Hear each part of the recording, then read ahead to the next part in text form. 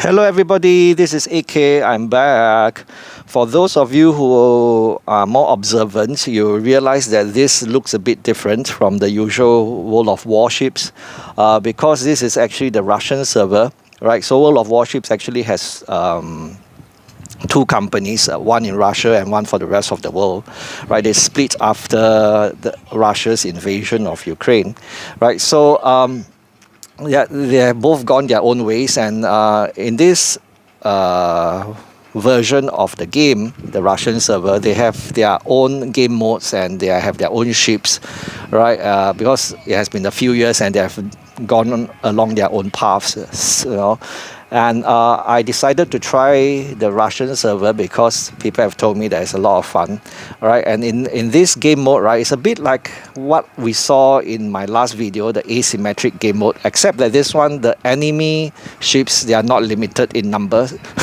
They just keep coming at you. It's like they keep spawning, and it's just swarm after swarm of enemy ships, and you try to sink as many as possible until you accumulate enough kills to get 1,000 points, and that's when you win, right? So they're all low tier ships. I'm in this tier 2 Japanese battleship, the Mikasa, which happens to be also one of the ships you can get for free. It's a premium ship.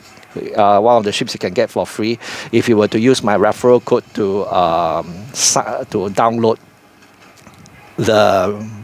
the regular server for World of Warships on Steam, right? So I'll leave the referral code in the description box below in case you're interested in the game, right? But you won't see this mode in that on that server on Steam, right? This is the Russian server, but you'll get this ship, Mikasa, the premium ship, right? So anyway, today I'm going to talk about something which builds upon what I said in the last video, and that's asymmetrical risk reward, right? So in a couple of days ago, I shared in my YouTube community about how the Bitcoin that I bought almost 3 years ago, right, has more than tripled in value, right? So the price has gone up by 330%, right? So that's an example of asymmetric risk reward, right? So I could have lost everything, but I could also make a lot more. The upside seems to be unlimited, right?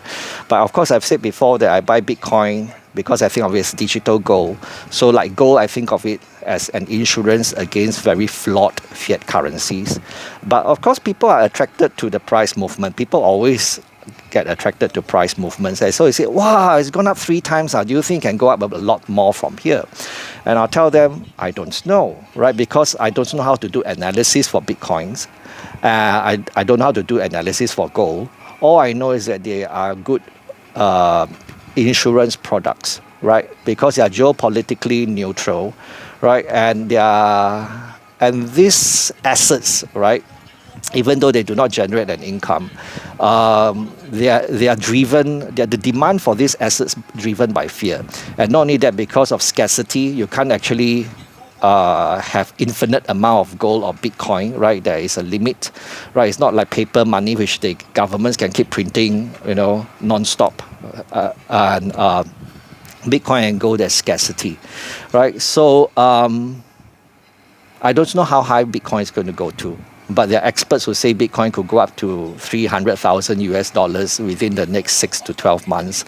And within the next 5 to 10 years, some experts say that Bitcoin can go up to 1 million US dollars per coin. And if there's this sell America sentiment, right, and if it is true and that money is looking for alternative places, other places to park, and because they don't trust America anymore, and all this money, all this wealth has to find other places to go to. And there's, like I say, Bitcoin and gold, their prices are driven by fear, right? And so you can't trust America, you can't trust China. Bitcoin and gold are natural beneficiaries, right? So what would I do, right? I've said before in an interview with Fifth Person, a couple of interviews with Fifth Person, that I don't think of these things as investments, right? I think of them as insurance. So I never thought of selling them, right? I've never thought of selling my gold. I've never thought of selling my Bitcoin. But if Bitcoin were to really go to like $300 per coin, I might just sell 10% of my holdings. Then why 10%? Because if I sell 10% of my holdings at $300 per coin, I would have gotten back my capital and a bit more than just my capital, right? So then the balance I'll just hold, is free money, right? So I might sell if it goes to $300 per coin, but I don't know whether you definitely go to $300 per coin. So don't ask me if you should buy Bitcoin now. It's entirely up to you. I don't know, right? I mean, it could just go down by 50% in the next 6 to 12 months as well. I mean, who knows, right? So if you have an investor mindset, you'll never touch Bitcoin, right? Because like Charlie Munger calls it rat poison, right? But if you have a crisis mentality, there is a possibility that things can go very wrong in the world, then you think of insurance, and Bitcoin is something that's relevant to consider, right? So this video is just about insurance and about Bitcoin. It is not advice to buy or sell Bitcoin, right? So entirely up to you, right? So if AK can talk to himself, so can you. Bye-bye.